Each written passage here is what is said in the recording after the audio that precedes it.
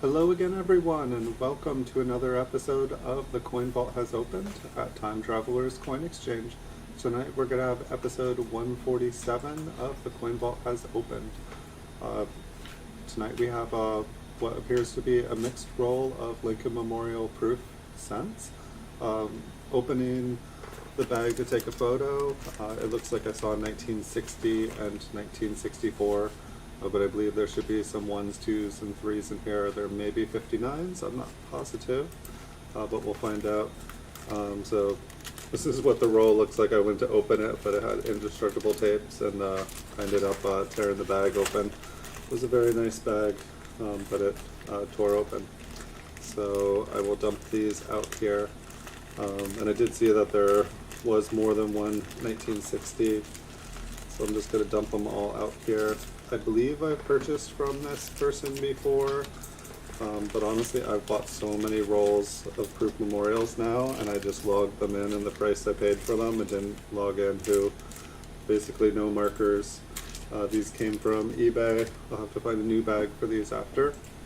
But basically we're going to go through the coins, just kind of looking at the condition and look at the front and backs of them, and then we will zoom in and see if we can find any varieties, and then at the end we'll collect up all the varieties and we'll kind of see what the condition of the coins are.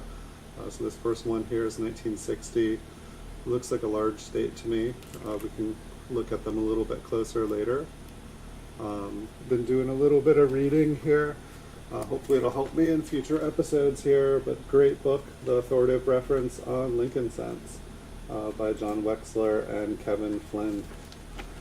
And so I am just beginning to read it here. I'm only like 30-40 pages in, but it looks pretty good.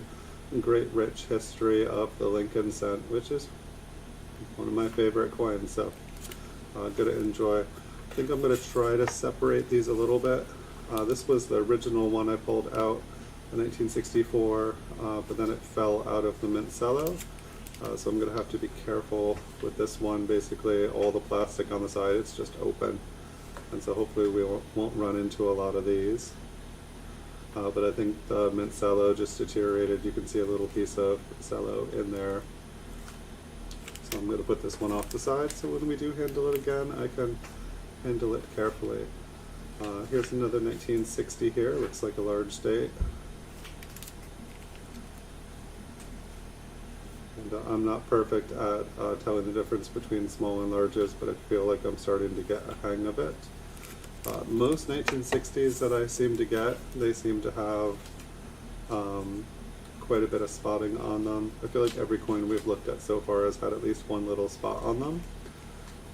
You never know what you're going to get when you buy a roll. Generally most of the coins look pretty good. There's usually one or two really nice ones, and then there's usually a few that are just damaged. So in 1963, I'll make a little pile over here for those.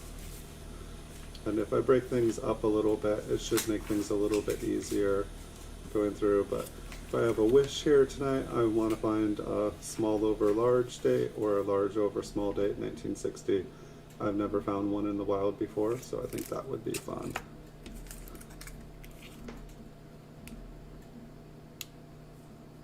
So far here, it seems like every coin has had a little bit of spot here or there, which most people, I think, do not want to be sending in spotted coins for grading. I get plenty of graded coins that I purchase that have spots.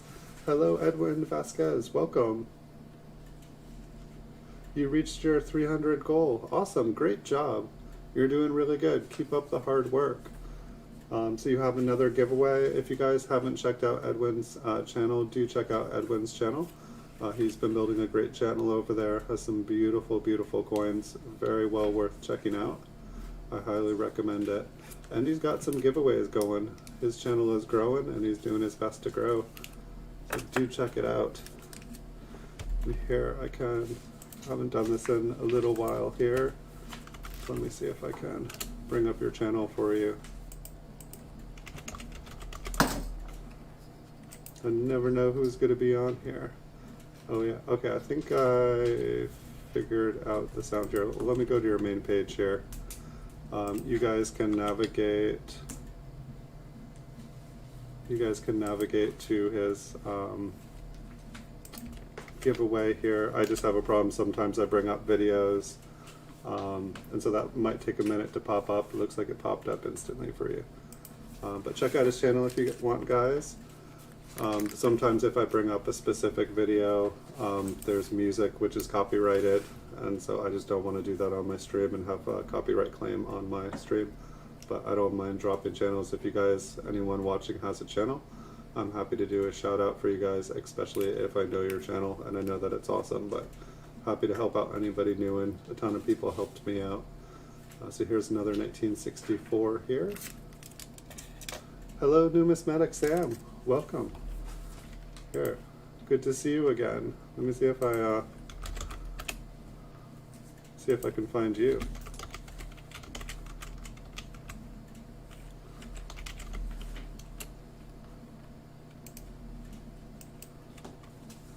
And I will bring up your channel too.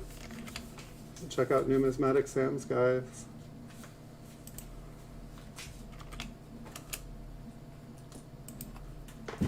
All right.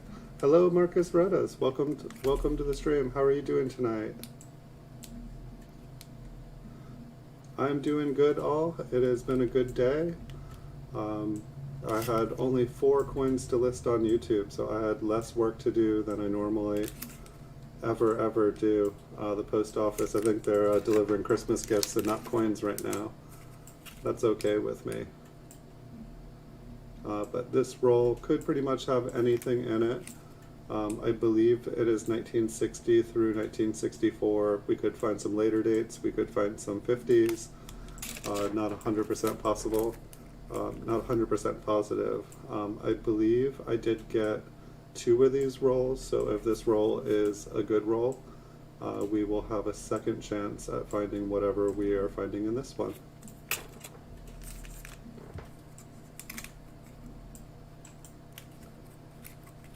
So it looks like 1960, 1963, and 1964 is what we're finding here. We still have 2 more dates possible. That rim, okay, that's just a little spot. It almost looked like the rim was bent in there. I was like, I don't think I've ever seen that on a penny.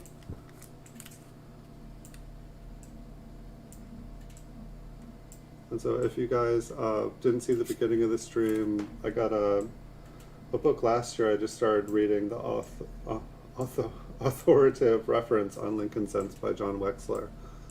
Enjoying starting to read that. So hopefully I will have more information here once I absorb that book. But it looks like it's pretty good. You're going to have another giveaway at 500. You're going to be there in no time at all, Edwin. Just keep doing what you're doing, and it's going to be awesome. A little hard work goes a long way on YouTube. Then I finally got my first paycheck. It took a couple months, but I just finally got my first check cashed here, and that was pretty cool. And it seems like things are just kind of getting a little bit bigger every week, and just slow and steady. And here we have appearance of our first 1962.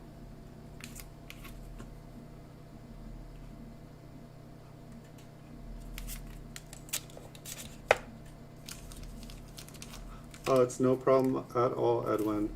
A ton of people helped me out when I was first starting here. Looks like I've been going a little bit over a year now. I made you guys 6,100 videos. It's kind of crazy. And now on eBay, after a year's work, I now have more PCGS graded coins listed for sale on eBay than any other seller on eBay. I did the math last night, and it looks like 1 out of every 33 PCGS graded coins for sale on eBay is at Time Traveler's Coin Exchange. I've pretty much worked every day, probably about 10 hours a day to build it. But I would say things have probably grown 300–400% since last year when I started doing this. So if you got a goal, you got a dream, work at it. Keep doing it every day, don't stop, and don't let the little stuff get you down. Just keep on working hard, and It's amazing how fast this last year has gone by. This 1960, the reverse looks perfect on this. The obverse has some little tiny spots. It's possible some of those might be on the cello, but I believe there are a couple little tiny spots on the obverse here. Nice looking coin though. Hello DC Piano, welcome.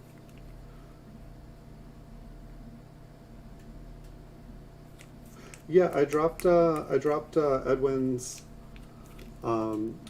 channel at the beginning here. If you are ever trying to look up his channel, I've found if you use his name and then put the word coin after it, it pops his up to the top. It looks like there's a couple Edwin Vasquez's on YouTube, and it just brings his right up to the top. The price of a 1964, they made a lot of proof sets.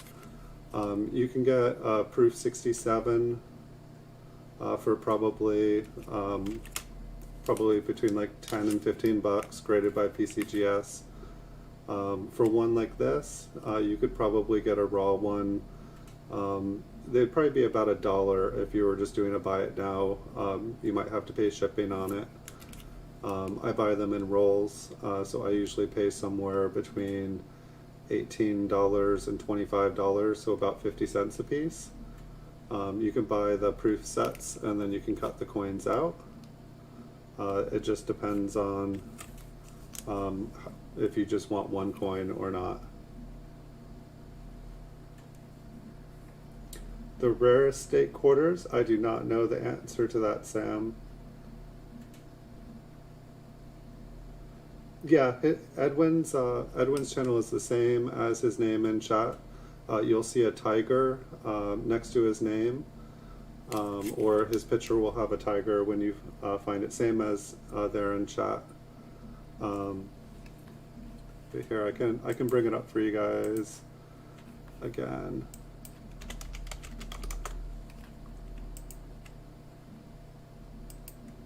Whoops. Sorry, I almost started your video playing, which probably would have done. He's got great songs and animations on his videos, but I can't have the songs playing, or I'd play one for you guys. All right, here's his channel again.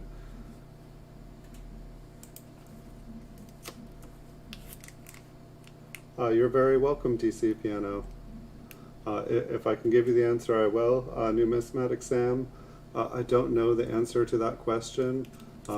I do buy state quarters. I buy the proof. I buy the business strike. I buy the satin finish.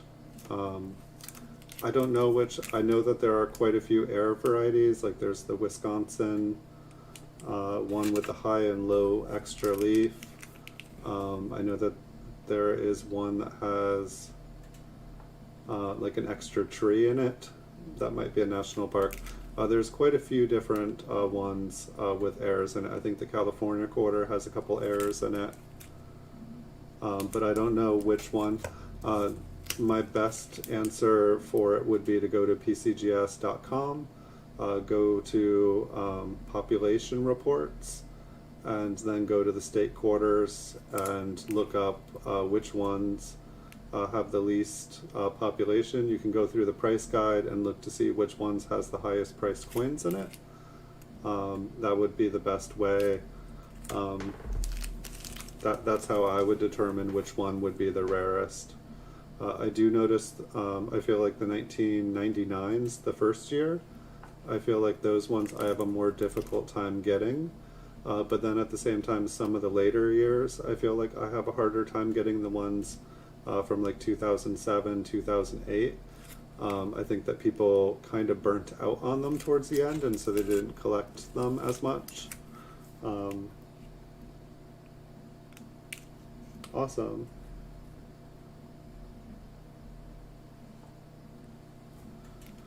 And don't forget to check out he's got a giveaway for a really nice coin, Marcos. If you're already there, you should check out his giveaway. You can do it now or you can do it later after my stream. I don't mind whichever one. But by the time you're there, And I know he's real, and I know his giveaways are going because he wasn't even having a giveaway, and he sent me a coin. So I can tell you he's real and he exists, because I have seen a coin that he has sent me in hand, and he's got awesome stickers as well.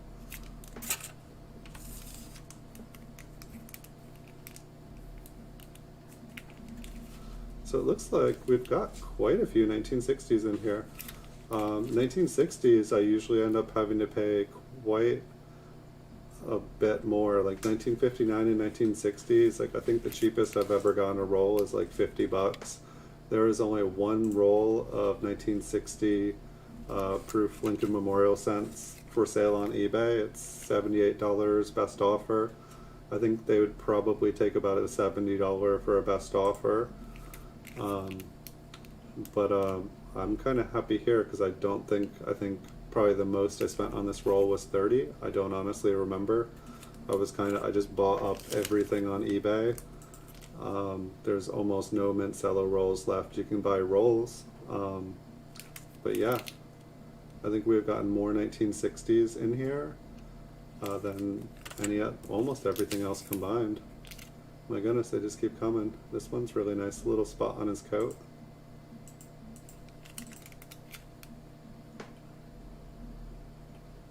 Nice, you picked up a blue. Ooh, and the reverse. The reverse is the beast. It's the Beauty and the Beast coin. Ouch. We'll keep on moving. What did you win on Blue Ridge? I saw he was doing some giveaways I didn't get to check out. I wish I had more time. I could just be going to everyone else's channel and doing giveaways. But every time I win, it's like I have enough coins. I feel like it's weird saying, but whenever I go to another channel and I'm watching just because I enjoy the channel and they have a giveaway, I always just say share it, you know, like give it to someone else, because I feel like I buy and sell. I love coins, but it's like I buy coins to sell coins, and I know a lot of people out there are buying them as, you know, to collect them and love them, and I love them. But if someone sent me a coin, I do still have yours, Edwin, because I've never seen one like it before, and I probably will never see another one like it.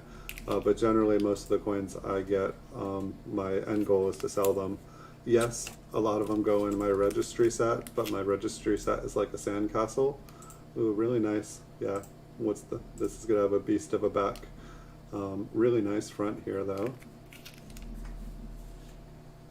Oh, just the tiniest little in the bottom field. That's not bad at all. I forget what I was saying. That's all right. Another 1961 here. A peace dollar? Awesome. I don't even have a peace dollar. And a half cent, 1806. Some of those early half cents are really, really, really nice. I don't even think I have a 1806. I think I have a 5, a 7, and an 8. I've only got a couple left. I sold one of my 1794 large cents today. I've only got a couple of them left, but somebody from Australia made me an offer I could not say no to, so it'll be off in the mail to Australia.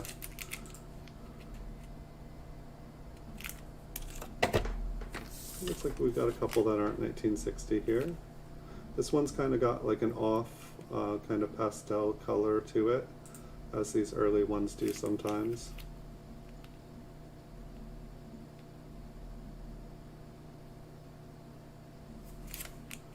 So 1962. I'm trying to keep these in piles. Interesting. I don't think this is cameo, but like Lincoln's head is lighter than the rest of the coin. No, I don't think it's cameo.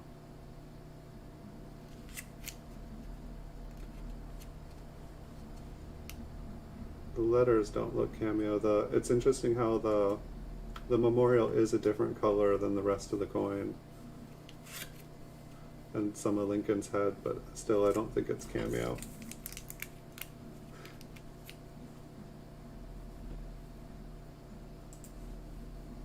Yeah, I don't own. I'm thinking of, well, I was thinking about starting to get Peace Dollars and Morgans, but I swear the price on them has just gone way up. I was thinking that they would start to be a really good investment because they kind of like stayed solid between about 28 and 40 forever here, but now that the price of silver just keeps flirting higher, I feel like people realize that, hey, it's got a bottom because of the numismatic value. But then if the price of silver goes above the numismatic value will naturally rise to match it to prevent everything from being melted down. And I think that anybody that was thinking along those lines and invested, because it seems like everything just went up a price level per grade, which is kind of cool. Thank you, Edwin.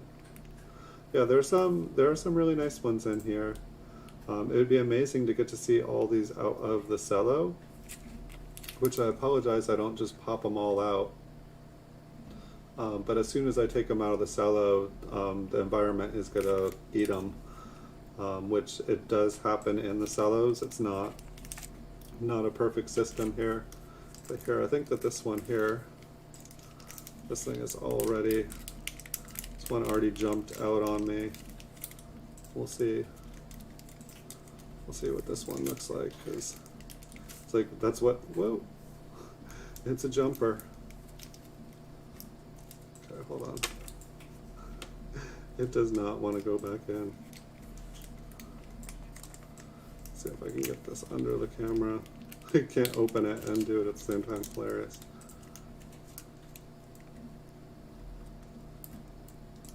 So it's like, while the cello makes them look all dull, these are, you know, really, really, really, really, really pretty once you take them out of there.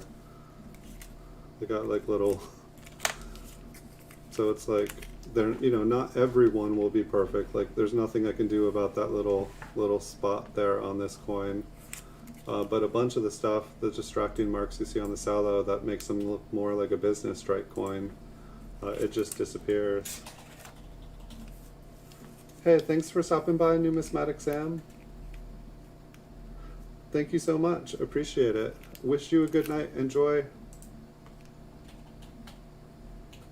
Yeah, I really like the 1960s too. I pick up a lot of these graded.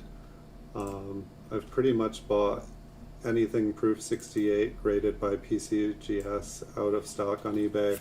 Last I checked, and they may have sold, I think, was that online gift store or gift store online? It's like a seller on eBay. I think he's got two 1960 proof 68s left. One of these days I'm going to buy them. Actually, no, there is one other one which somebody quoted a price on me that I'd be willing to buy it for. I've had a line, my watch list of stuff to buy, and I've just I have a priority of, I already have quite a few 68s of 1960, and so when there's something that I don't have a bunch of, I try to pick those up first. But there's pretty much 3 proof 68 ones that I'm going to pick up and just clear out, and then I'll have everything 1960 proof 68 and above at my store. But I kind of like to clear out whole categories of other people's stuff, and I'm sure they don't mind when I come along and buy every coin in their store. It's just fun. I like to think of it as my version of like the stimulus, just going and buying out one eBay store after another, and then they get to go and get more coins graded. Pretty nice 1962, one little thing in front of his eye. Maybe there's a little speckle behind the head here. Very bright coin. This cello is actually in really nice condition. A lot of these cellos, like if I hold these up, I don't know if you'll be able to see the difference on camera. Not really. It actually looks the opposite. Oh, it is. I think it's like mirrored here. What's going on? So this one is the one that's, okay, I'm tripping myself out now. How about I hold them in both? One of these is like yellow and the other one's like bright white. Not all proof sets are equal. So that was a 1962. We'll put it with the 62s. Hey, 710 is oil upside down. Welcome. Whoa, is that toned or is that brown? Oh yeah. The rim on this one is toned all the way around. I don't think I'll get it to go, but it was like green and blue. The coin looks dull. It's definitely looks like it's kind of turning red-brown. I don't think I'll be able to get the rim directly on for you guys, but yeah, the rim is... So it looks like this roll was mostly 1960s. So if we're going to have a chance at finding a 1960 small date over large date or vice versa, this is probably the roll that we're getting a chance to do it. I'd say most of these coins seem to have minor defects, and that's okay with me, because that might mean that they did not make somebody's grade. They might not have been looking for varieties. They might have been looking. We don't know.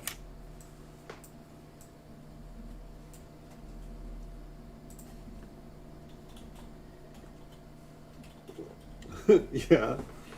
No, it's just me here tonight. No family here tonight.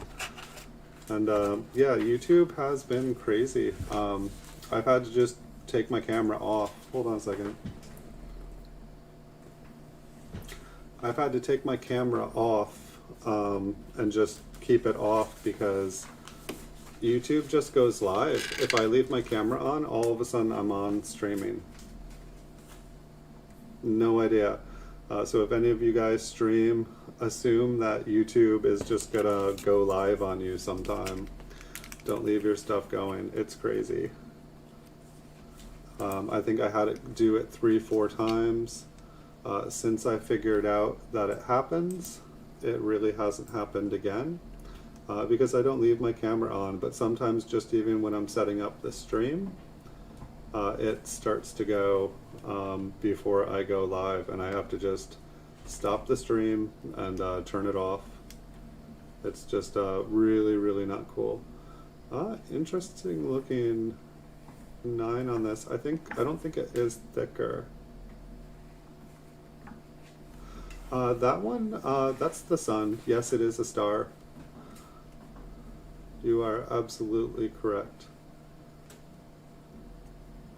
It's the sun, the star, in some redwoods. Lots of redwoods up here in Northern California. This one was looking a little bit thicker. I don't think it is though. I'll zoom back out here.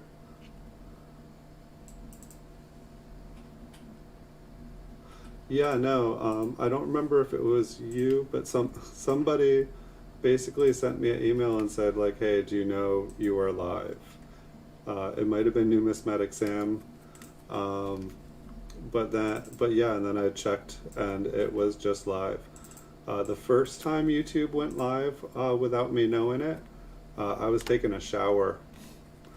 And the second time YouTube went live without me knowing it, I think I had family over, and they didn't agree to be on YouTube, and all of a sudden it was like filming family running around and eating food, and that's just not cool. I had messaged YouTube after that to let them know, and they said that's impossible. The next time YouTube went live without me was while I was sleeping in the middle of the night. So really not cool. So yeah, and then I think it went live one time when I was relaxing on the couch watching, I want to say it was Altered Carbon, like an HBO show. And so if that had if I hadn't, gotten a message saying you're live and I just let it go, that is definitely copyrighted content. I would have gotten a copyright strike. So you really have to, I'd like to have a completely, soundproof room where like there's nothing going on. because it is just kind of crazy that you can all of a sudden, that it can just go live whenever it wants. So yeah, if you guys have a YouTube channel, I recommend having a second channel, or having a second account, which will tell you, which will send you a notification whenever you're live, because that's basically the only way that I find out that I'm live, is by my second account telling me that I'm live. Unless somebody so nicely messages me on eBay and says, "Did you know you're live on YouTube right now?"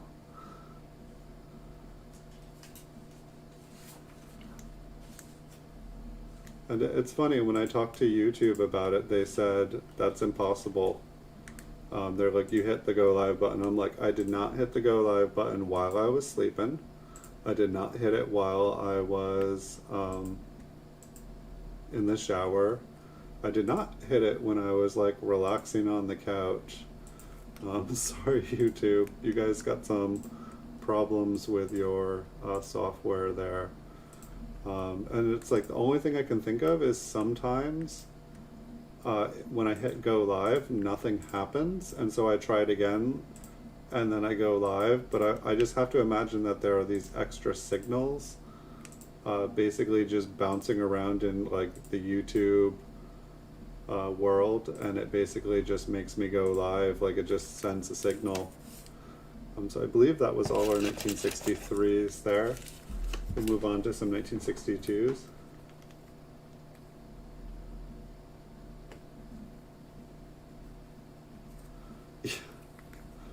Yeah, I definitely don't mean to ever go live randomly like that.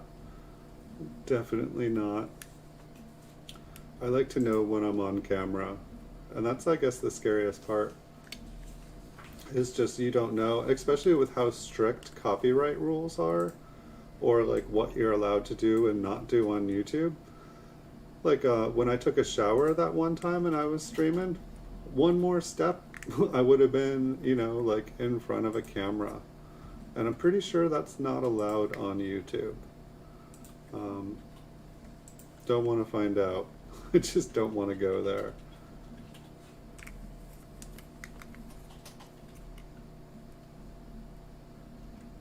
But it's like, if it's like go live, you should have to hit the go live button. And it was like the first couple times I had my streaming software set up, but it wasn't live. And like now I turn everything off and don't give it any opportunity.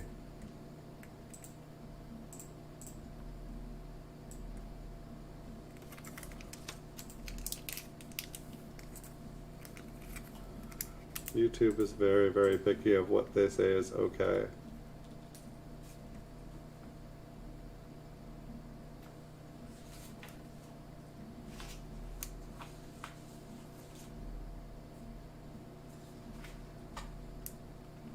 So we're not seeing anything yet here, but I feel like I can't remember. I feel like 1962, or I'm sorry, 1961, or 19...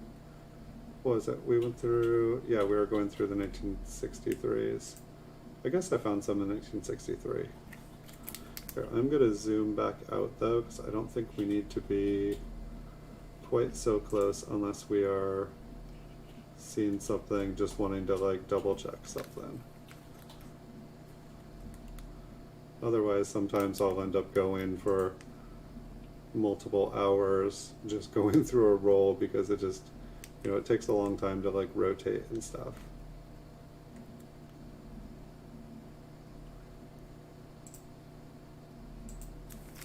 Yeah, my idea is definitely not to get on trouble on YouTube. If I wanted to get in trouble in my life, there would be much easier ways to get in trouble.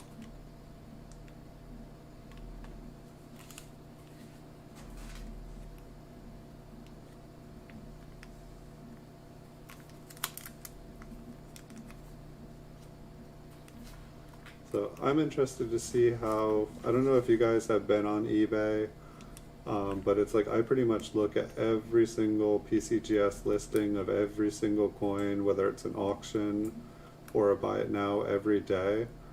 And I feel like since the coronavirus started, things have been up. There's just been more coins for sale online, just more stuff. But usually during the holidays, things just get flooded. Like all the dealers are just putting up everything they have, just trying to get a piece of the holiday craziness. And it's just been, the prices of auctions have been insane. They're so low. There's so many deals to get. It's been awesome for me because the buy it nows, which I generally just sell buy it nows, they're selling really well.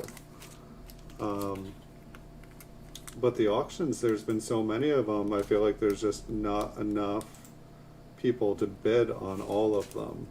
And the prices have been going really great. But I'm curious if traditionally after Christmas or after,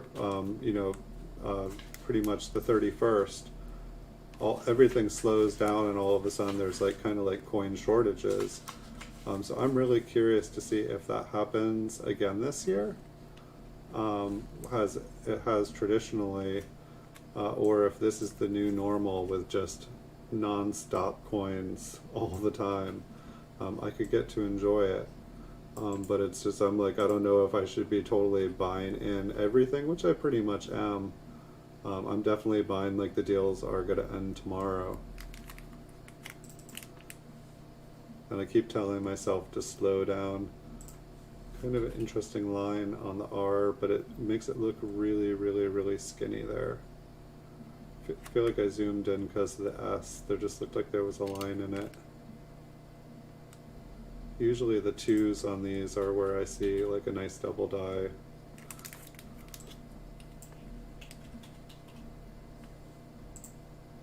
Oh yeah, YouTube does that to me all the time. Basically, I feel like whenever I get a new subscriber on YouTube, it shows it for about 6 hours. And then I feel like the subscriber disappears for about a day. And then I feel like if they don't unsubscribe within that day, then YouTube all of a sudden, like, I wake up and I'll have a bunch of, like, I'll basically have the total amount that I had before things dropped off. I don't know if they're, basically taking them away until they're like, okay, yes, these are all real. I don't know what they do, but my numbers go up and down. But I feel like consistently whatever they were up to after things drop, it always goes back up. Sometimes, like, I feel like it wasn't adding any new subscribers, and then all of a sudden one day I come on and I have like 30 or 40 extra, and then I'm back up to where I was before they started to drop off, and then some. So I don't know how they do things, but sometimes it seems like numbers, like sometimes people unsubscribe too. I mean, it happens. Hey Aussie Colin, welcome. So we're looking at the 1962s here, only a couple left. Then I think we'll look at some 61s and 64s. And then most of the roll appeared to be 1960s. This might be a double die here.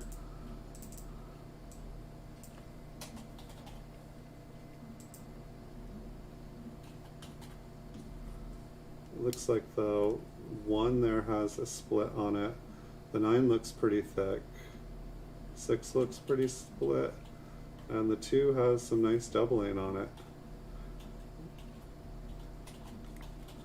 I don't believe that is machine doubling. I believe that is a double die.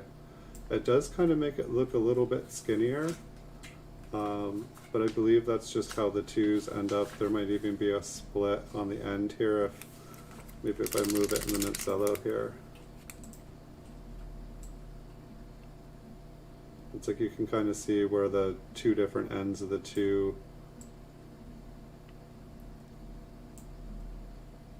But that 2 definitely looks doubled to me. And the 1 looks doubled. I mean, these look extra thick. The doubling just isn't very well defined. We and see if it's anywhere else as well. So we have some hope here. It looks like we found one in the roll so far, which we have a bunch of 1960s. So I'm hoping we will get lucky.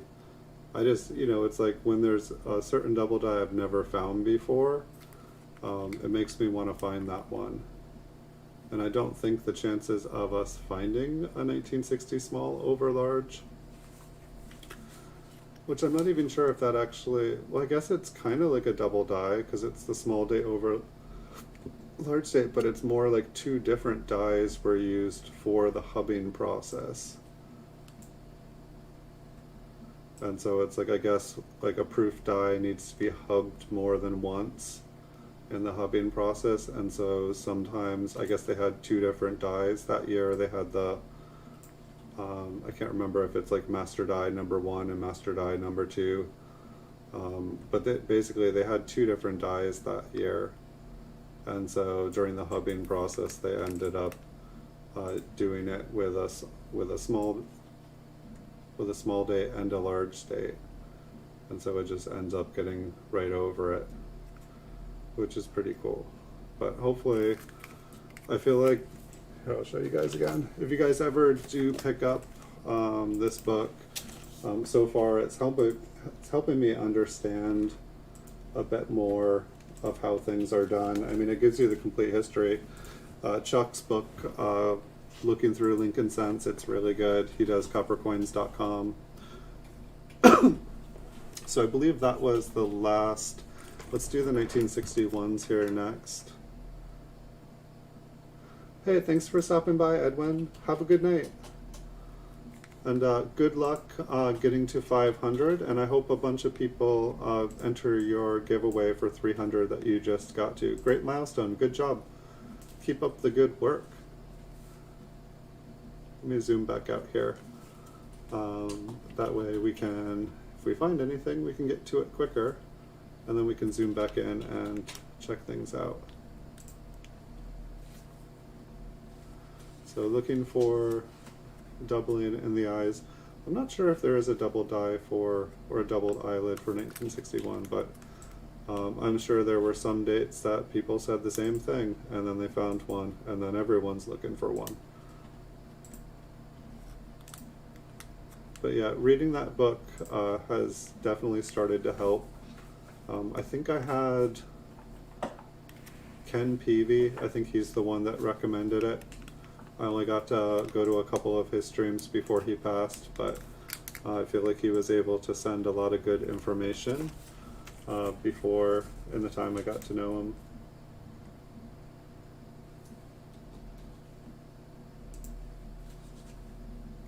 I noticed you posted up a lot of Benjamin Franklin slabs. Are they moving?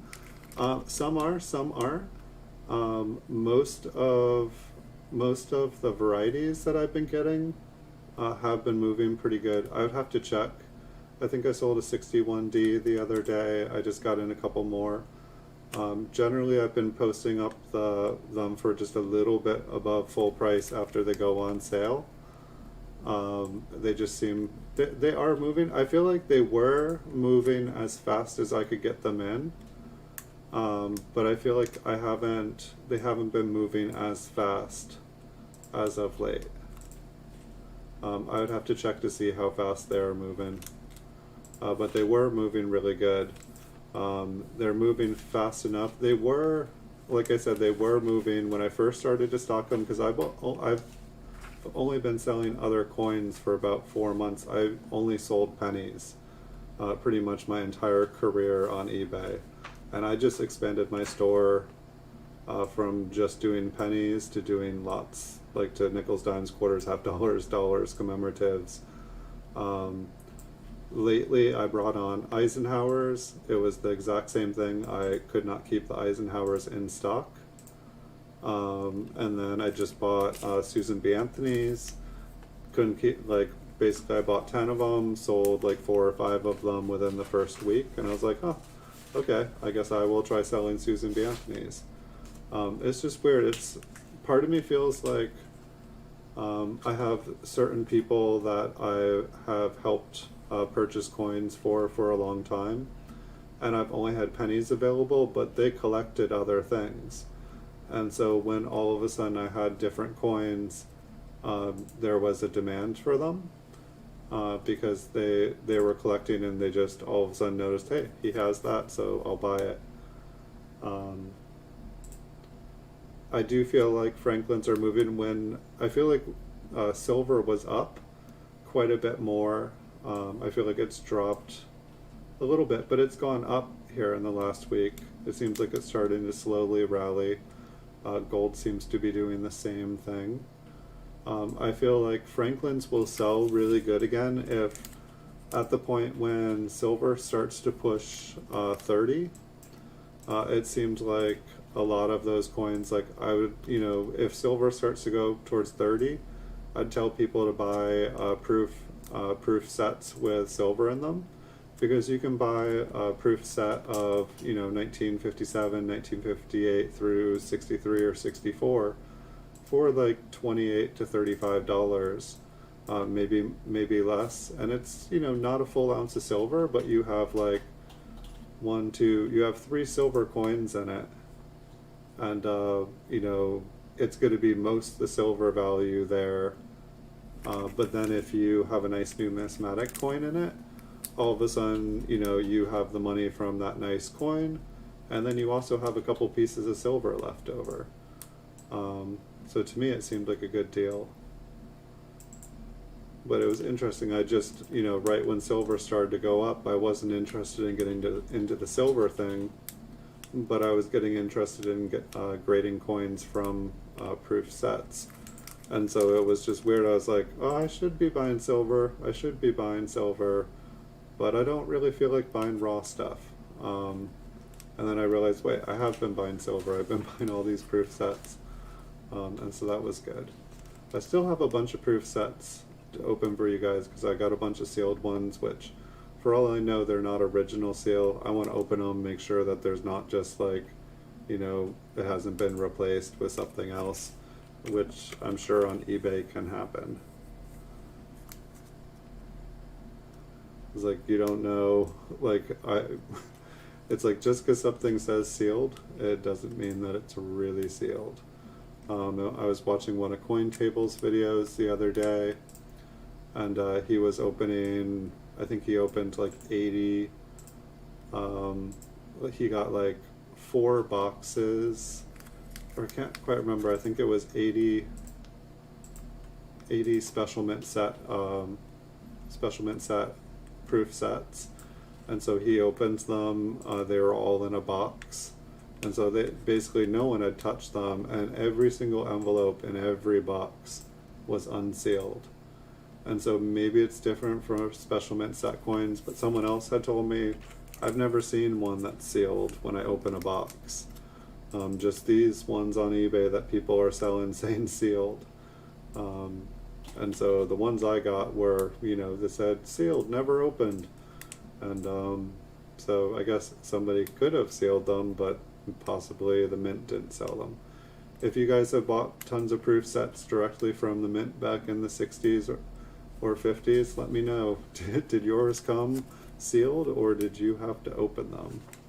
It's just one of these interesting things that, you see something sealed and all of a sudden it seems like it's worth more money. But I'm super curious. Nobody has seen what's inside those sealed sets since whoever sealed it, whether it was the mint or the person who bought them and decided to seal them and sell them as sealed. Hey, Oops Sorry, welcome. How are you doing, Oops Sorry X? Yeah, be careful of those people trying to scam you on eBay. Were you able to link the video with the encoder that I sent you? I'm just curious. I didn't get a chance to check after I sent that email. Yours are always open, Ozzy? Yeah, that's what I've been hearing, is that everybody's are open. So it'll be curious to see what these sealed ones are like. When I looked at them, they didn't look like they had ever been opened. They looked really nice and crisp. They did have some yellowness to them. They definitely had some age to them. But yes, Oops RX. Okay, awesome. I'll have to check that out. I haven't seen anyone else link video on their YouTube listings or on their eBay listings with YouTube. So I definitely want to see. I'll come check out your video. And I didn't get to watch your video. I went and looked at your listing. But actually, speaking of,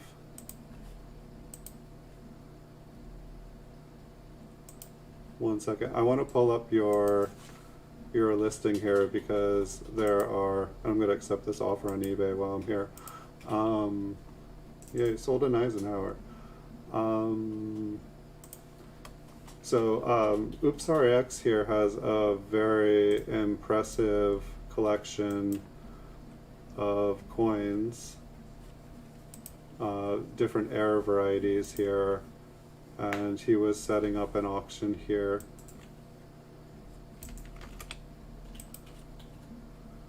Hold on one second, I'm just grabbing it.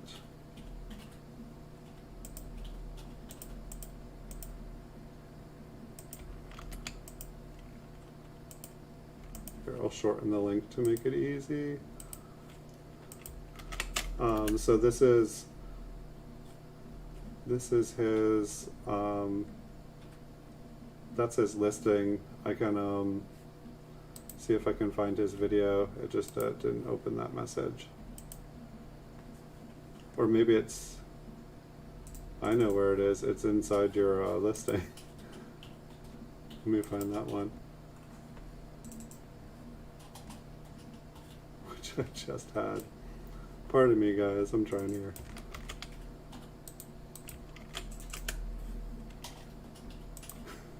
Yeah, let's try putting that on eBay, not on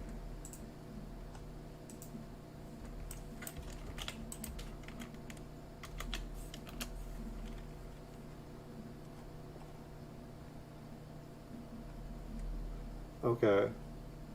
Oh, but now I can't grab it. But if you guys go to the listing, you can check out his video. But he's got a 1972 double die FS 101, a 1984 double ear, 83 double die reverse, 83 double die obverse, 94 double die reverse, 1995 double die, 1977 double die obverse, 57 D over D, 72 double die 103, 72 double die 102, and a 72 double die 107. So a very nice collection of double dies there. Pretty cool. And hopefully I got that link correct. But yeah, I was going to drop your link on the thing here anyway, because I know that you were looking, trying to, hopefully you had, it sounded like there was another coin you were wanting to buy, so I was figuring if you could get that sold to some good people, someone would be happy. I believe one of the coins is PCGS graded, then it looked like there was some NGC and some Annex. It looks like one of yours was just in a flip, one of the second double deer ones, which I don't have a double deer yet. But hopefully you can get those out. I don't know all of those coins. Like, I know PCGS better, and I don't even think I know the exact price of that double die because I haven't had one yet. Here, I'm going to do this one that's partially open here so I don't forget and have it fall out. This one's already gone free twice today. That's enough. Let's keep it in good condition. But yes, to answer your original, or to respond to your thought of the scammers on eBay, do be careful.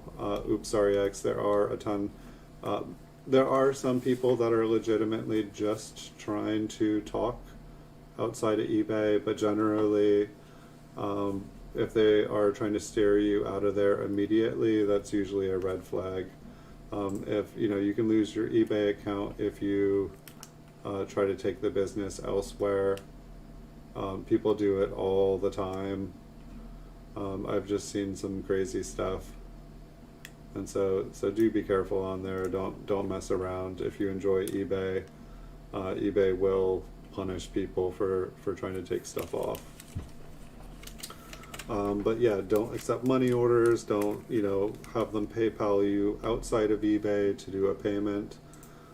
There's a million and one ways. When you do sell it, insure it, tracking, upload the tracking right away. If you're able to just download, if you have a printer and are able to just print it out, that's my preferred way to do it, because then all your information, is that just the mint sellout? Then all your information is automatic, all the tracking is uploaded to eBay automatically, and you don't even have to do anything. It's there.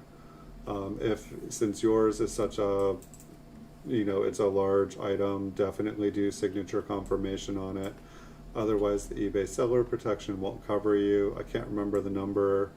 I want to say if it's above $400, you have to have signature confirmation. You want the tracking, tracking's automatic on eBay. If you don't put tracking on a listing on eBay, whoever bought it from you, if they're not honest, they'll just say it never arrived, and eBay will side with the buyer every single time. If you don't have tracking, the person gets it for free if they're not cool. Just the way it is, unfortunately. And I sold when I first was on eBay, I was actually selling gold nuggets of all things, like forever ago, like a decade ago. And I was selling gold nuggets, so like gold nuggets are like crystals. Each one is unique and different. There's no two. They're like snowflakes, which actually I think I saw something that they've actually found identical snowflakes. So that analogy might not be perfect, but basically I was selling gold nuggets, and the person received them, said they didn't receive them, then put them up for sale on their eBay store, and they used my photos with my handwriting on the things, and then said they didn't receive them. And I called up eBay and said, like, hey, this person said they didn't receive it, and they're selling the item they didn't say was received right on their eBay store, and that's my handwriting, my pictures. eBay said, sorry, there's nothing we can do. So not only did did I have like the evidence right there, but that's, they only care that it has tracking and it shows it's delivered. And I guess the other thing is just ship it right away.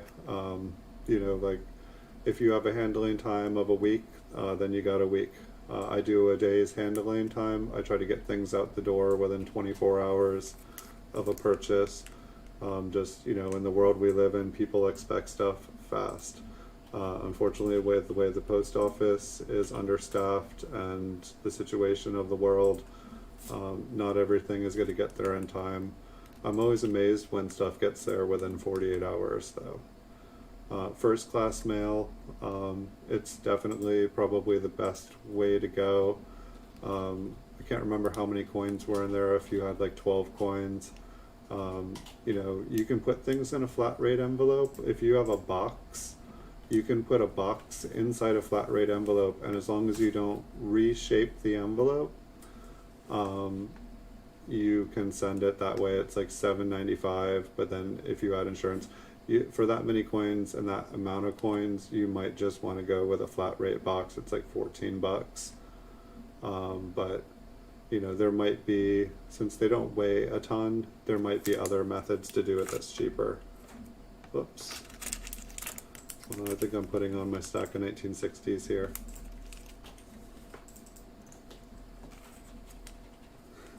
Yeah, I've thought about doing ones like that with like $1,000 things. Basically doing a video like where it's like a non-stop action sequence of me like packing the stuff and walking it off to the post office, and just like, never having the camera off my hand. I haven't had any trouble with, like, once or twice in 10 years I've sent someone the wrong coin. Everything I sell has a serial number on it, so like people have been like, hey, you sent the wrong coin, go into my inventory. Oops, the coin that's supposed to be here, it was like, the coin was like 55385 and the other one was like 4358, or just like one certain number off, because when you have what's the odds that like a certain number is two certain numbers are going to end with the last 4 digits, and there's just one random digit, like the 4th digit out of the 8th is different, and they're both the same date and the same grade. But yeah, just take a photo, pack it up, take a photo of it. But really the tracking is the main thing. I mean, that's another reason too why it might be a good idea to sell them all separately. I think you would get more money if you sold things separately. At the same time, some of them might not sell. But my best advice for anybody selling a PCGS graded coin or a certified coin, you put it up as a buy it now. For you don't be the cheapest, you try to be about the 3rd cheapest, because the market moves in waves, and you don't want to be the cheapest that sells.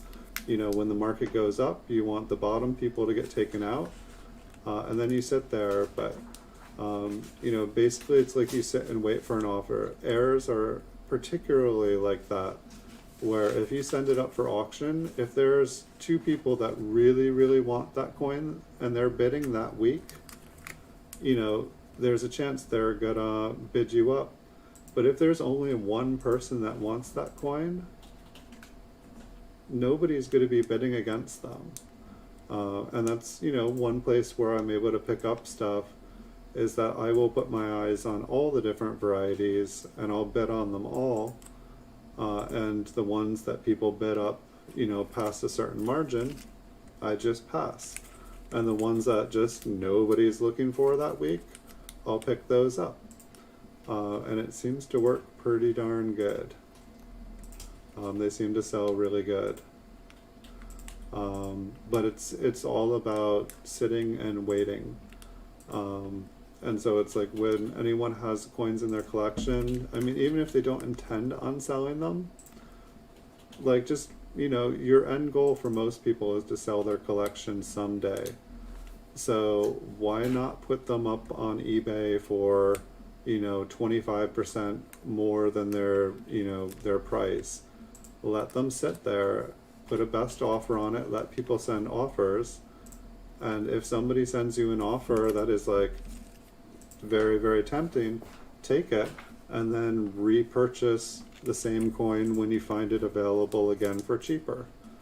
If you're selling things for 20% above the PCGS value because the market went up and everything got sold out beneath it, and then you're able to sell yours. But it's like, I just recommend everyone having their coin collection listed for sale on eBay, because when you decide to sell it, it may take you years to find the buyer.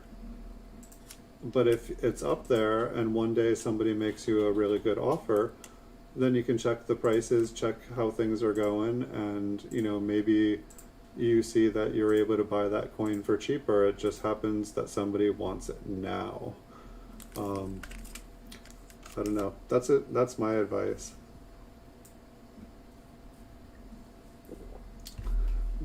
I have multiple copies of a lot of coins, so I can let one go, and my PCGS registry, it's up for sale on eBay all the time, and so I'm constantly rebuilding my registry. It just never ever ends.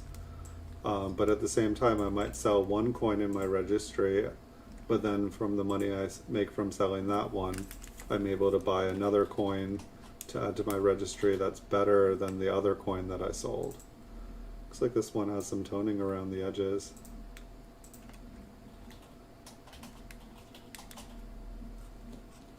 I wonder if this is that one that had a really dark rim that I couldn't see toning in.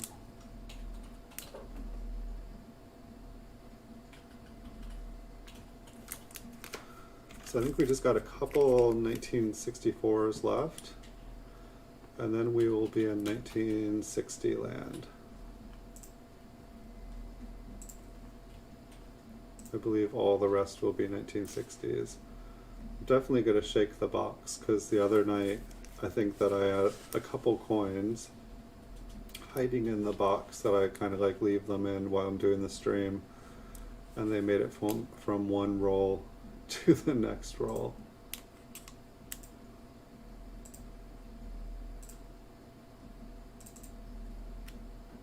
The light on these ones always seems so funny, but I'm getting better at being able to tell the difference between just like a little bit of glare, making it look doubled.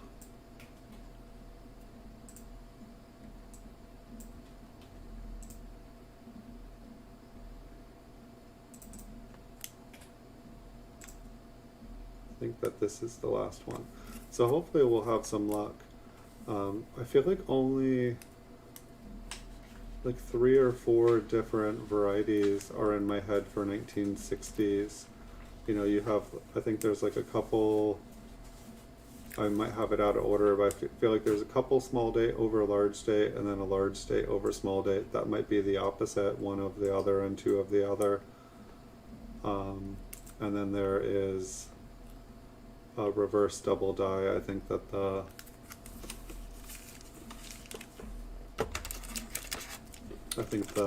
initials and the, what is it, the end of America. Alright, so here we are. And so I believe the both the small date over the large date, they're just very, very clear and easy to see, just like little little parts sticking out of the top of, I don't know, like 2/3 of the way up the 6, there'll just be a little spot.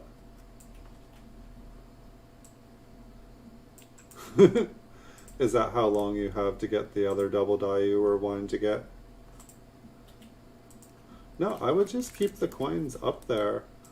I mean, like, if like, I don't know, that's my opinion. I mean, like, if you put the coins up, you know, for well above what you want them for, and somebody offers you, you know, like, let's say you put it up there and yours is the only one, because it happens on eBay frequently, that you will have the only coin for sale. Guess what? There are people out there that don't care about price. They just want to fill their collection, and they want to fill their collection today. They're not people that wait for things. They're not people that are patient. Like, it is more worth their money. Their time is worth more than their money. And so if they see the coin they want, it is not worth their time to wait until one comes that's the right price. The price is irrelevant to them. What they want is they want that coin. They want to have that coin to add to their registry set so that they can say they have that coin in their registry set. And so it happens. Like, it's happened to me quite a few times. Like, coins that are in my registry set, I generally put for more than I think that it'll sell for. If I really like a coin, I'll put it up at a price that it's basically, this coin is not for sale unless you're like want to like wrestle it out of my hands with your wallet. I'm not trying to be rude to anyone.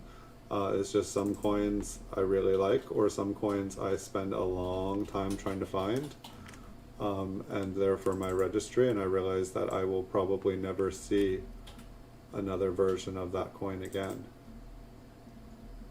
This one, something's going on at the bottom of the letterings. This cello is also crazy to look through. Hopefully the other side is better. Interesting inside of the 6, or the 0, I'm sorry. Maybe it's just the glare. I felt like I saw doubling on the inside of the 0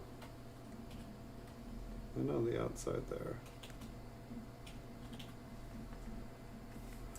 I don't know, is this thing opened? Almost. It's definitely, can I even get that on the camera? It definitely, the side of the cello bows. I wonder if they cut it so that they could see the date. Let's just see if I can get a better look at this. I mean, I'm sure it's not what I'm hoping it is.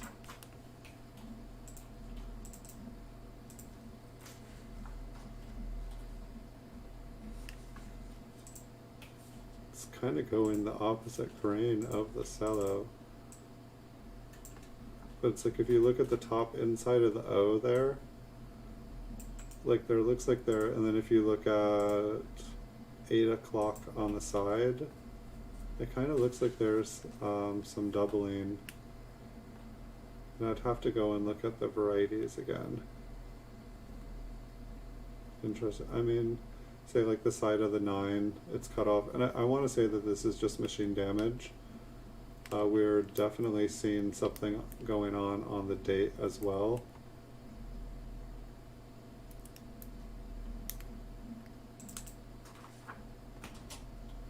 Or I'm sorry, on Liberty. But I feel like maybe I want to check it out just a little bit more. It does, but I don't think here. So this is the one that I've been reading up here, but I believe it shows all the 1960s. Be patient with me, guys, for 1 second, because I think they're all just right here on one page, right next to each other.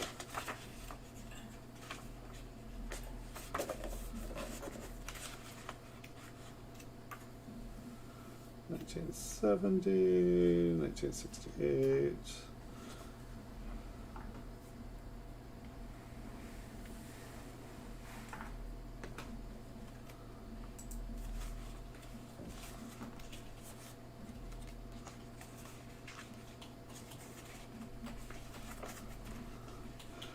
Okay, I think I'm not quite familiar enough to make this easy.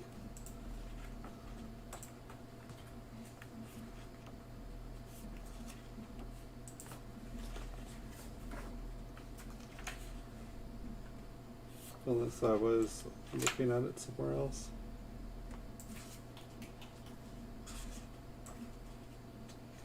Is it just in 2 different places?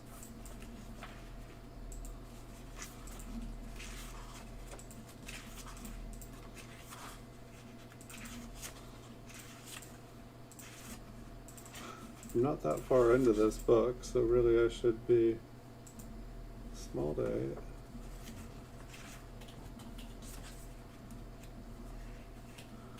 Yeah, I must not be, I must have been reading something else.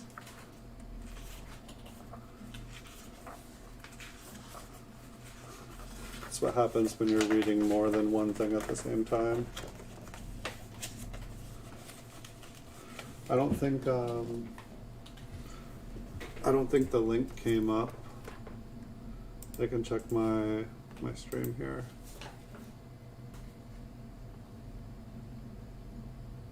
Yeah, it's just it's blocking the link.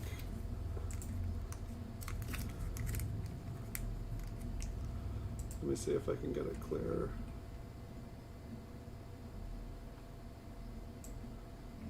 Then I can go and check. Or wait, I think I still have copper coins open. Maybe that's where. Can't hurt, right? So let's see. Small date over large date does not look like that. Doesn't look like the large date over small date. Doesn't look like the triple die.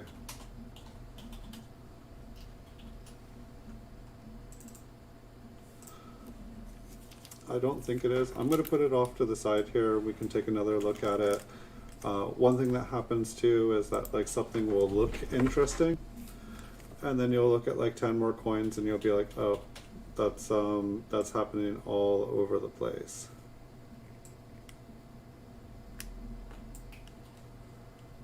And I'm not sure, you know, we might just be dealing with a different kind of cellophane, because, you know, I feel like all the coins we were looking at, they were all nice and clear.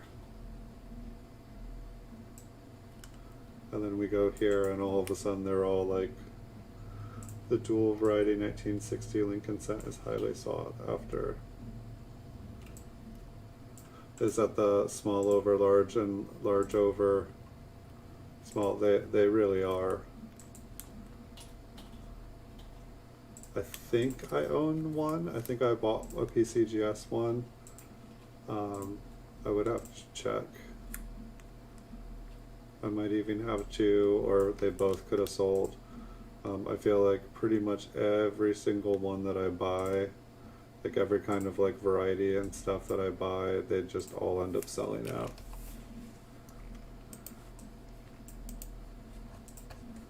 I'm curious.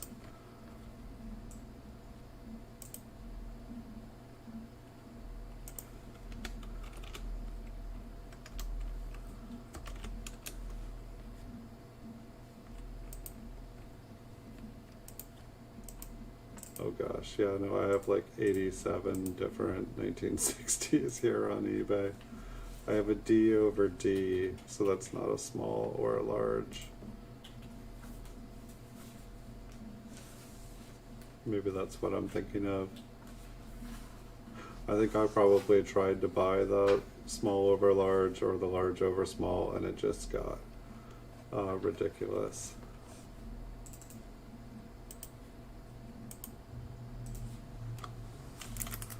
I say we keep on looking here. Let's find one. That was my goal here for tonight's stream, is to find a small over large or a large over small.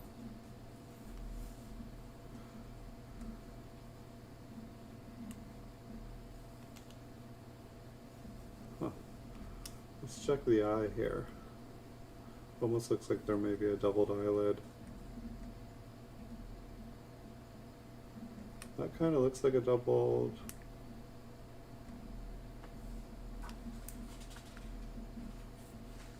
It's kind of small.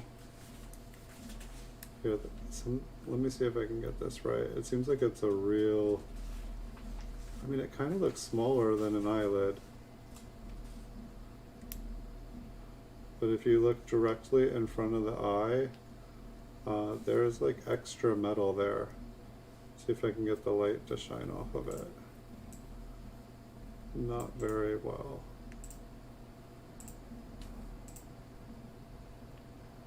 Let me turn to the side, maybe I can do that. I don't even feel like I saw a doubled eyelid.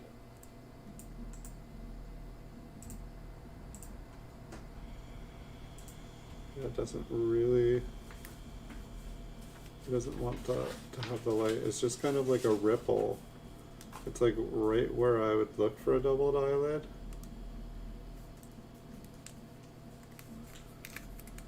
Straining my eyes, trying to... It's right there, right where the light is shining. Right in front of it, like where the...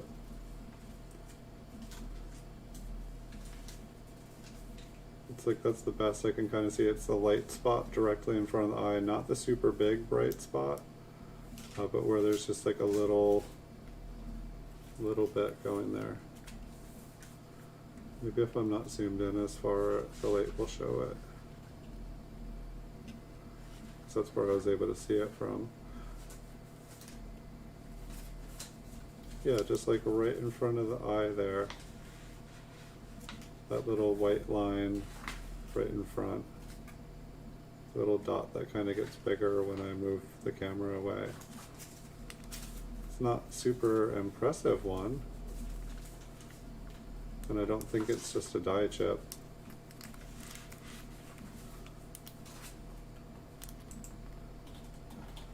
I don't know. There's definitely ones that I'm like, oh, that looks like a doubled eyelid. And then there are ones that are just like this huge object. And it's like, okay, yes, that's unequivocally doubled eyelid. And I know which one I'd rather find. I'd like to find one that there's like no argument of what it is.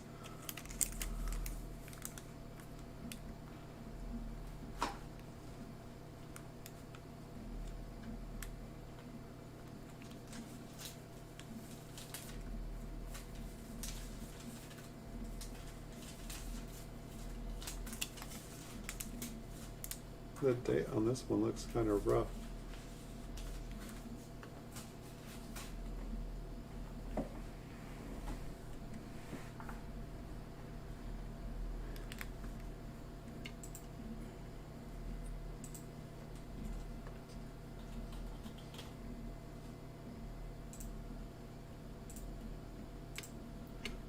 Yeah, the date on this one just looks like kind of beat up.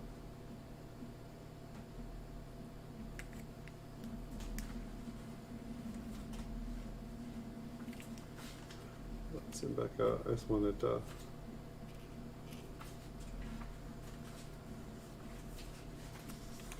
I think that if we do find a small over large or whatnot, I think it'll be pretty obvious. The pictures that I've seen, they definitely stand out pretty nice.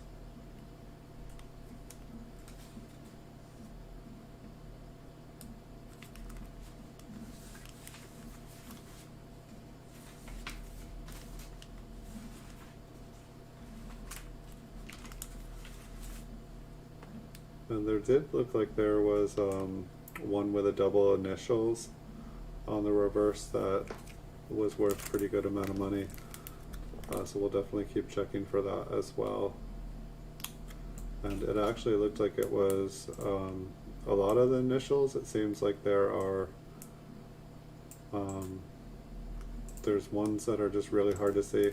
It's like I know that there's like many different design changes on like Lincoln Memorials, but up until I was reading the book, like I'd never seen them all blown up close, and it's amazing how many different reverses they used or how they changed the initials, and like some of them are like so tiny, and those are the ones that I think just totally frustrate me, like when I try to read the initials or see if they're doubled, and it's like I just can't do it. And then some of them are like huge. Like some of the ones where you see the FG here, there are initials that are so big that they almost go all the way up to that first step, like basically an entire F length above it. It's just like way easier to tell if it's a double die or not.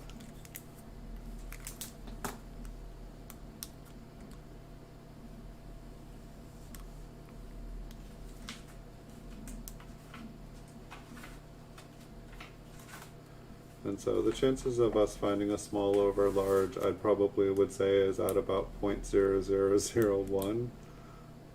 But I feel like almost any time I feel like we've been looking for something, we've found it. And that's why I try to have a goal of what we're looking for, because I feel like if we have a goal,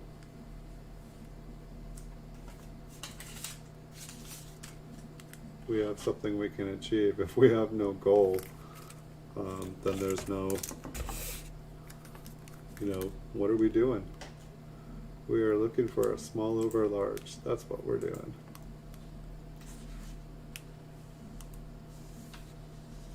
This one kind of reminds me of the first one that we found. I feel like if we zoom in here, I feel like it's kind of doubled areas, or like double looking in the same spots. Let's see if that's true up at the top. So it's like there's kind of like a line at 2 o'clock on the side, there's a line on the inside. The 6 kind of has a line going on the inside, the 9 has a pretty strong looking. But I believe that this is just machine doubling when it is like this. I feel like on the first one, underneath the letters, we could see like scooping on the bottom.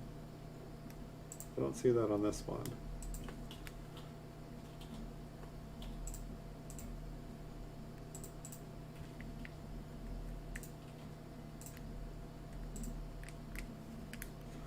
You get any of these to focus? But so it's like this is the second one pretty much. I'm thinking that it's just machine damage, because I feel like it's making the letters thinner, not thicker. I'll put this one with the other one, and then I'll compare the other one, just so that we can see if basically we're dealing with the same die. Perhaps it's some damage that happened to a particular die. I've only gone to search 1 or 2 rolls of 1960 proofs. So it's like the more rolls I do of stuff, like I start to be like, okay, this looks like really cool. And then after you see it 100 times, you just realize that no, it looks cool, it looks doubled, but it's really, really, really, really common. I can't say that for those coins yet. I'm going to assume from what I've seen of other coins that that is the case. But I'm not just going to throw them back in there until I know that's what's going on.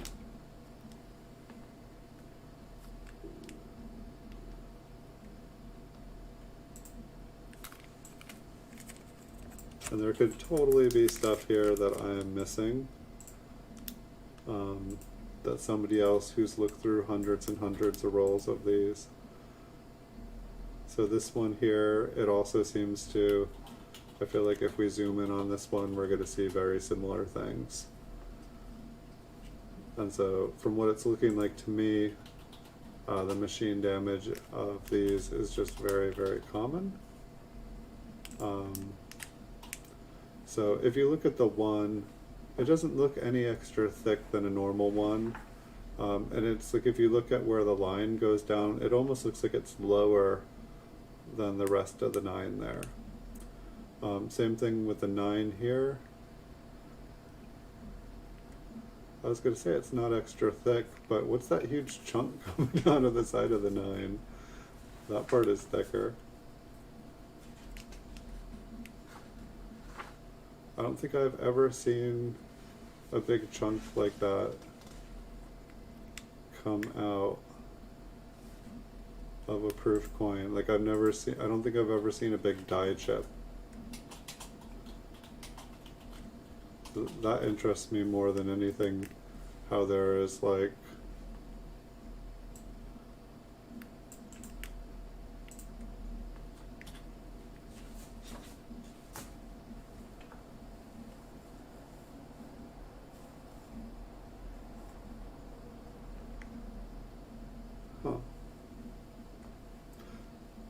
So I don't know, I want to say that this is the same proof die. I don't know how many dies they used. Yeah, that is, I've never seen that on a proof coin. I've never seen like a big extra chunk.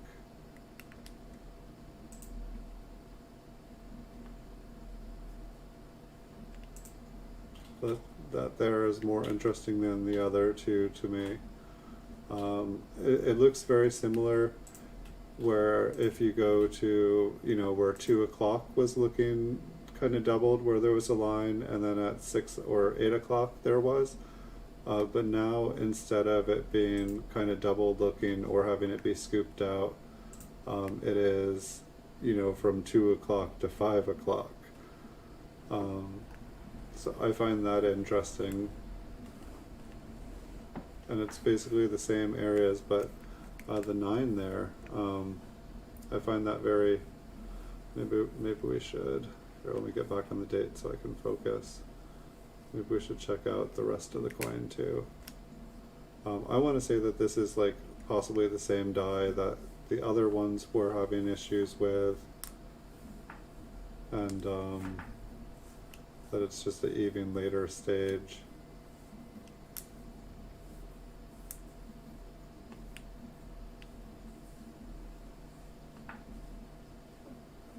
That G looks kind of interesting, but it's like what it's not showing is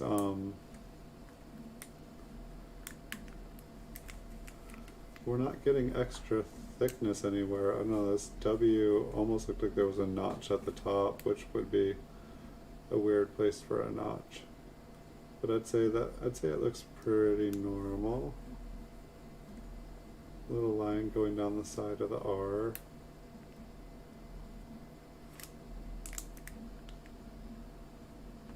Yeah, to me, just that 9 is interesting because, I mean, maybe that's where another chunk, like a scooped out piece, got dropped on it. Maybe that's a piece of the die.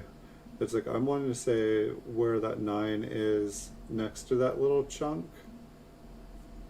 That's the thickness the 9 should be. And then where you, like right below that chunk, that's where the die has started to like lose pieces. And then who knows, maybe that part to that chunk, maybe it like, you know, fell from above the 9 and just got bent backwards. But it seems like this die is like breaking.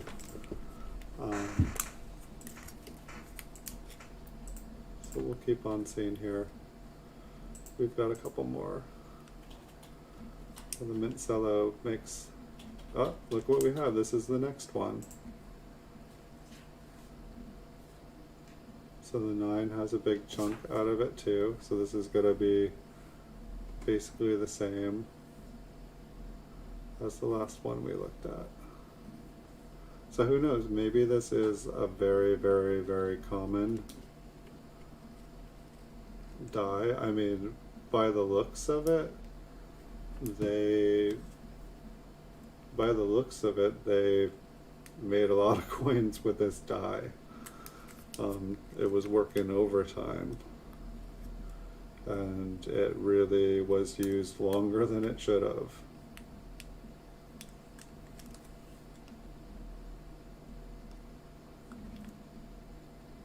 Yeah, right after, one after another. I mean, if this was super rare, what is the chances we'd find 2 super rare coins right after each other? And if it was super common, what's the odds that we'd find 2? Who knows? Maybe the person that I purchased these from were collecting rare. I don't think so. I think that this is probably a common error. But it's like, this is why looking through rolls and rolls and rolls and rolls of coins all of the same date, it really helps, because you start to see what normal is, what normal isn't. You can do all the references, like reading the books and websites and seeing all the varieties, it really helps. But seeing them all in front of you, and then like being like, okay, this is common, this is not common. Well, let's look at a couple more. Let's find a large over small, and then we'll send them a photo of that.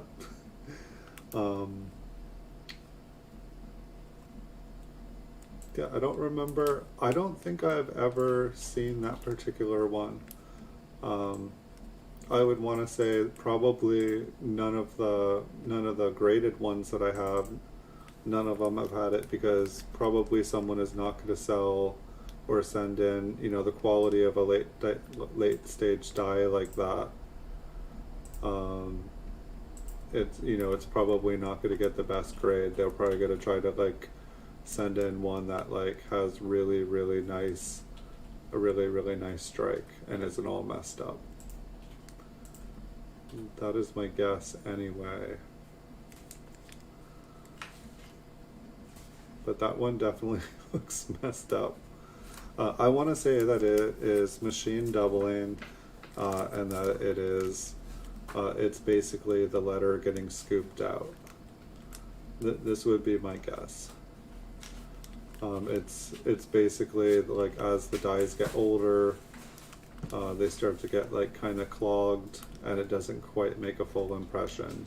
It's like the dies just start to deteriorate. You just don't get a nice clean strike. The strike starts to get worse and worse and worse and worse.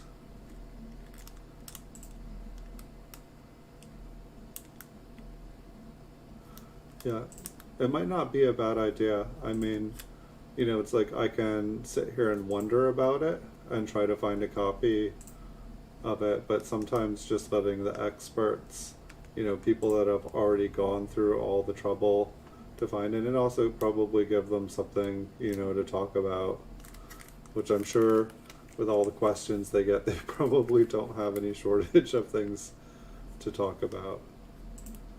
We'll see if we can find one more that are in the same kind of area. So I think we have, I'll give you guys the heads up too, I think we have about 5 or 6 more coins here.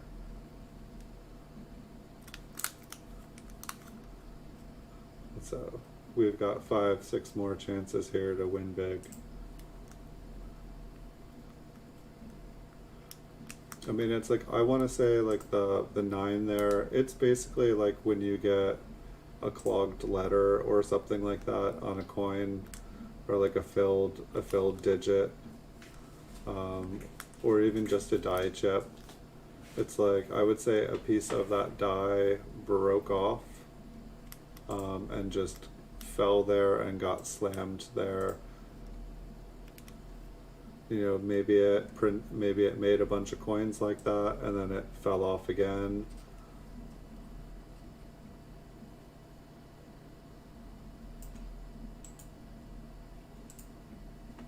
So I think I was looking in the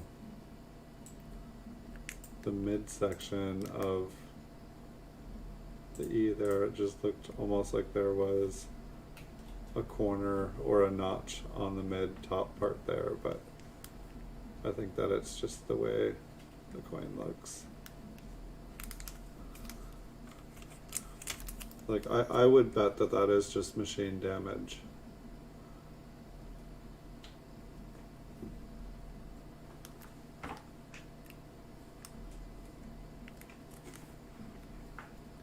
Yeah, some of these are so fuzzy here. Oh, there we go.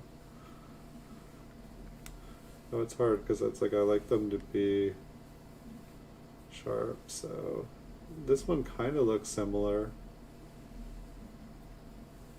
but it's you know, it's like the 0 looks fully formed, the 6 looks fully formed, maybe a little bit off the edge, and then the 9 there is kind of looking like some of the first ones we found, but to me, especially when it's just the one part there, it's like I would say that was machine damage. I'd definitely say the 9s that had extra there, those were the most interesting to me.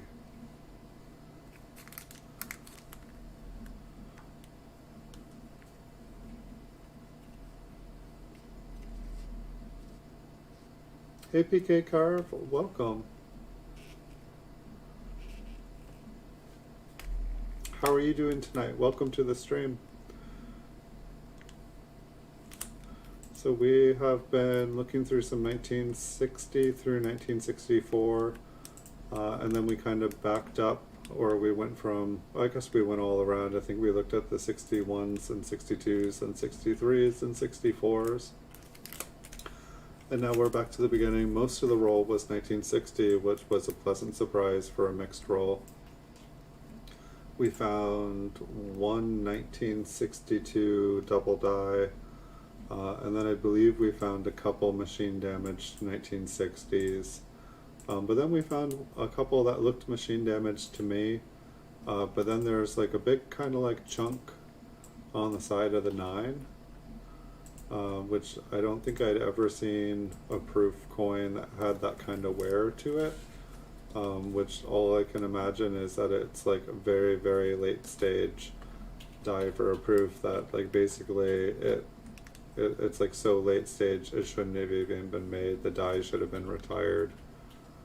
But probably a couple coins make it out the door before they realize, oh, retire that die. It's not making a very pretty coin, and we'll see, but I think we got 2 more chances because this does not look like a large over small date. Merry Christmas to you, PK Carve. Happy holidays and Merry Christmas to everyone. I was meaning to say that. Thank you for reminding me, because our next stream is not going to be until after most of these holidays are over here. It looks like Saturday I will be streaming for you guys. And I have another roll of 1960 mixed that is from the same person, and I figured if this first one here was good, I could do the same roll again. Up to you guys. Merry Christmas, Happy Holidays, everybody. I hope you guys all get some beautiful, wonderful, wonderful coins for Christmas. So this one just looks kind of fuzzy. And I feel like I wasn't looking at all of them. I feel like all of these 1960 proofs, I feel like they've all been large date. And I'm not positive of that. And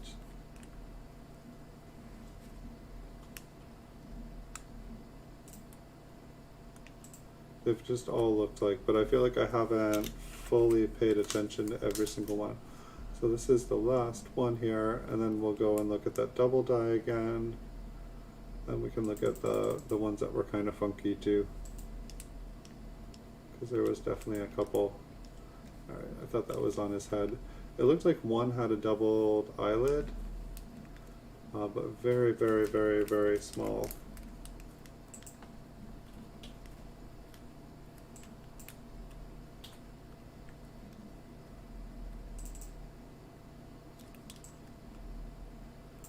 And who knows, I might be able to do some bonus streams this weekend, because I think almost nothing, I think I have 10 coins coming in the mail tomorrow, but I don't think anything else is going to get there this weekend.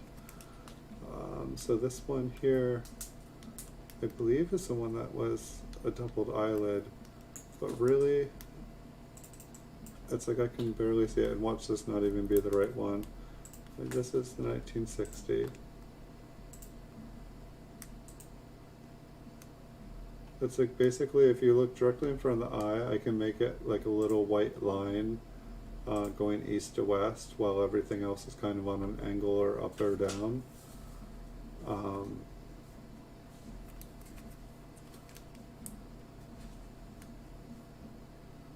But it's really not showing up here for me.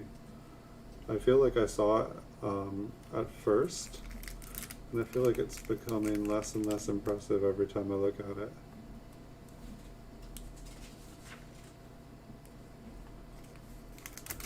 The way that the Mitzello line is going right now, it's just going to get harder.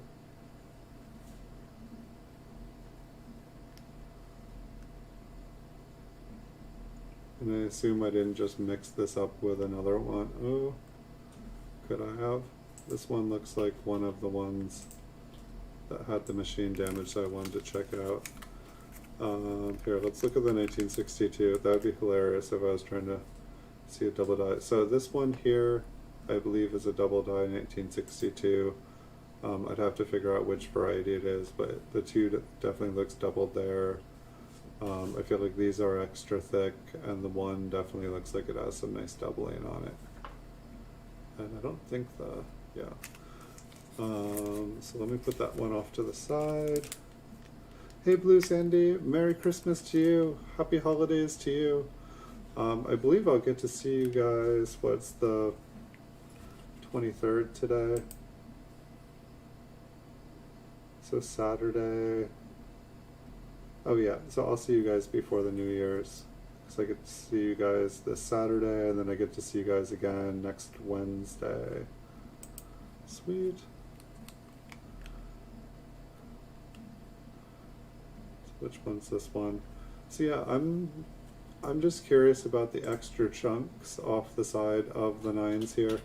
I feel like the missing parts, it's not doubling, you know, it kind of looks doubled. But I'm thinking that I'm just curious about what the extra chunks on the nines are there. And so I think that this one is the same as the last. Extra chunk on the 9. Extra chunky 9. And then this one, maybe this is the one with a doubled eyelid. Okay, yeah, I think you guys can see where I'm talking about. There's just a little, like there's like basically a line, but I don't know, when I look at it, it's like, I feel like it almost disappears at every angle. When I first moved up the camera, I could see it. And I feel like when I was, yeah, like when you're right there, you can see it like down right in front of the eyeball. But then it just looks like a glare on any angle. You can actually see that it's there. Which I know some of them are more minor, but this one just looks like if it is one, it's just like super, super minor. And maybe I shouldn't even be worrying about it. It's just I try to always look for something there. Maybe it's just the curvature of that area. And then I think we had one more that was the original kind of doubled looking one with machine damage. It just made me like the zero mainly. It's like some of the interesting varieties for the year. They just kind of look like that, but the rest of the coin just looks like machine damage to me. So I think that's what it is. So let's see, I have that one. I want to put the one that I think is a doubled eyelid just to the side, and why didn't I just put it over there? Because I'm silly like that. I like to do all the work again looking for, it's like, okay.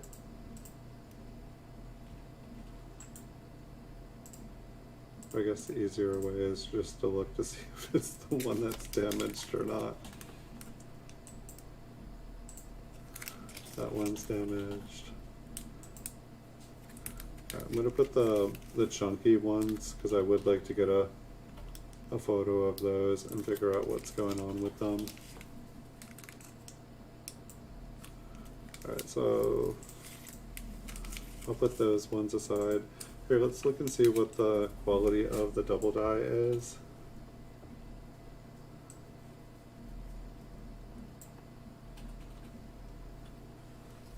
To turn off the lights.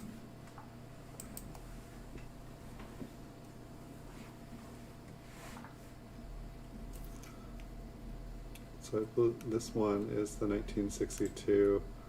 The obverse on this one looks really nice. Is this the one with the giant spots on the back? There was two that I thought looked really nice, and one had giant spots on the back. Oh, good, it's not that one.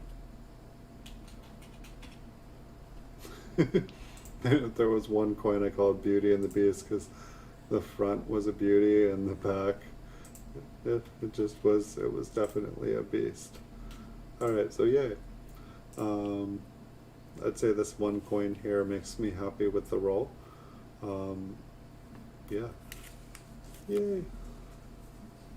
So thank you everybody for being here tonight. I think I'm gonna have to like scroll through here because there was a lot of different people through here. But thanks for being here tonight. Oops, sorry X, and thank you for being here tonight, Blue Sandy and PK Carve. Thank you for being here tonight. Thank you Numismatic Sam for being here tonight. Hold on a second, let me move all this stuff so I can see. Thank you Edwin Vasquez for being here tonight. Congrats on your 300 subscribers. For anybody who wasn't here earlier, he does have some new contests out, and I think he's going to be doing another one at 500 subscribers. Thank you Marcos Rodos for being here tonight. Thank you Oilist 710 upside down, or hold on a second. Thank you DC Piano for being here tonight.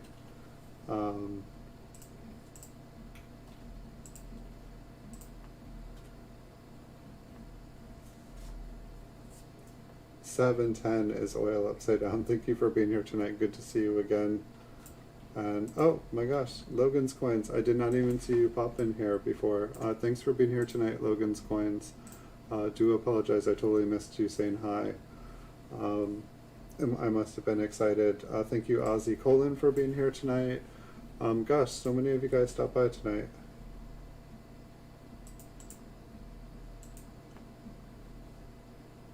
And I wish you luck with your listing. Oops, sorry X. I was glad to be able to help. I hope you sell those. He put up a bunch of really cool varieties, most of them graded on eBay, a big package. So if there's like a variety lover up there, they're awesome. Yeah, that one looked like it might be like proof 67. It looked pretty nice. Let me unfuzz myself. I earned some coffee. Alright, so I don't know if you guys liked this roll. I believe I have another one from the same person. It looks like there are double dies in it. it's right here. It's either that or just a matching Ziploc bag. Oh wait. No, this is all wheat pennies. It's all proof wheats. Over here.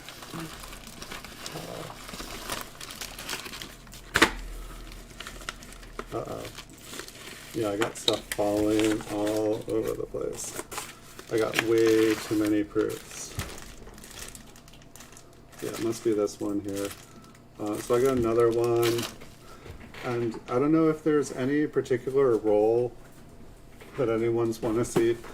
I need an excuse to open this medium flat rate box. It's got like 38 rolls of, I believe they're all business strike coins in mint cellos, but it covers almost every date. Oh. So if you guys are wanting to see a particular roll, I think I have probably about, not everything is complete roll, but I have a ton of everything. So we should have fun this next year. I'm going to keep buying up a bunch of categories on eBay, so I'll be able to pretty much make a show about anything you guys want. Yeah, I was thinking about doing it. I never do unboxing videos. People keep saying, hey, can you post, not do like 40 videos? And I'd be happy to do one long video for people to watch. But it's like for my videos, the short videos, I do that for my eBay listings. But I would love to make longer ones. It would be fun to me. Maybe I can do longer ones for the first time I'm looking at the coins, just unpack. But then I'd be doing unboxing every night. I've been averaging getting about 20 slabbed coins a day. And that's generally about as many videos as I can do, so I just try to keep up to date. I don't have any 2020 airs for anything yet. I don't think I have any 2020 airs. I'd say the best stuff I've been picking up for 2020 is the W West Point quarters. I probably have about 10 to 12 graded ones now. I think I have about all 5 different ones. And so those are what I've been focusing on. I haven't seen a lot of errors come in from 2020. I do feel like I was hearing somebody on another stream asking if people had heard about a 2020 error. I haven't seen any. I haven't got to do any roll hunting, period, as far as like bank rolls. I have gotten to do nothing from 2020. I was going to look for West Point quarters this year because it just looked fun. It was like, all right, so you search for high grade coins in the rolls, and then if you find a W just mixed in with it, it's like instant money. It's like basically like by making these key date coins and just throwing them in the roll, it's like looking through old quarters for silver, but it's basically like you have like almost a guaranteed chance, I feel like, to find a W quarter in a box. Maybe it's not that good, but I feel like every time I've seen someone go through an entire roll of new quarters, they found at least one W in the box. That seems like pretty good odds to me. I mean, I guess a box is like what, like $500? So maybe that's not the best if you're getting a $10 profit off of 500. But if you're able to pull some nice coins out of it, it very well might be. Or if you find like a nice big chunk of W's, then yes, that sounds fun. But yeah, I will be back. There's still a couple of videos that are haunting me to make, so maybe I'll get to do those for you guys this weekend, because I'm going to have almost no coins to list. I think I only saw 11 coins I think are coming in tomorrow. And so it's going to be slow here for a couple days, but it's much better. I had like 4 full eBay pages that finally all just got delivered, and I'm hoping that the mail goes somewhat back to normal after the holidays. But thanks everyone for being here tonight. I wish you guys all wonderful nights, happy holidays, Merry Christmas, many blessings to you all. Thanks so much for watching, and see you all in the future.